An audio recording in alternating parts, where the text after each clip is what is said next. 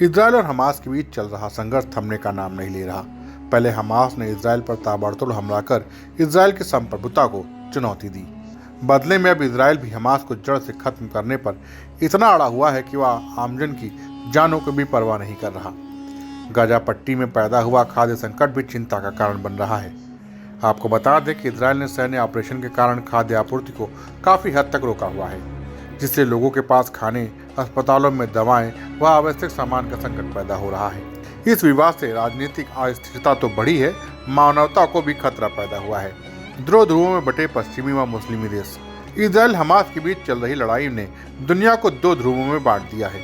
America, Britain, France समेत अन्य पश्चिमी देश इजरायल के साथ हैं, जबकि फिलिस्तीन, ईरान, तुर्की, रूस, पाकिस्तान, मिस्र, सऊदी अरब समेत अन्य मुस्लिम देश हमास का समर्थन कर रहे हैं। जब 1948 में स्वतंत्र हुआ इजरायल, तब पैदा हुआ विवाद। इस विवाद के कारण यहूदी और मुस्लिमों के बीच चली आ रही जंग है।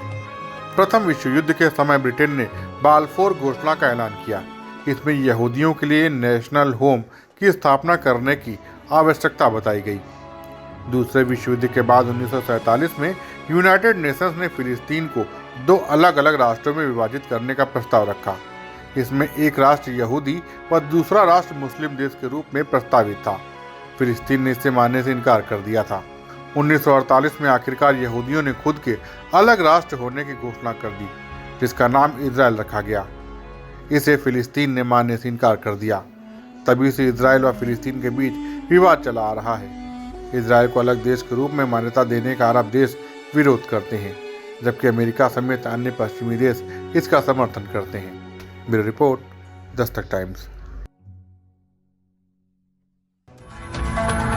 ताज़ा तरीन खबरों के लिए सब्सक्राइब करना ना भूलें दस्तक टाइम्स।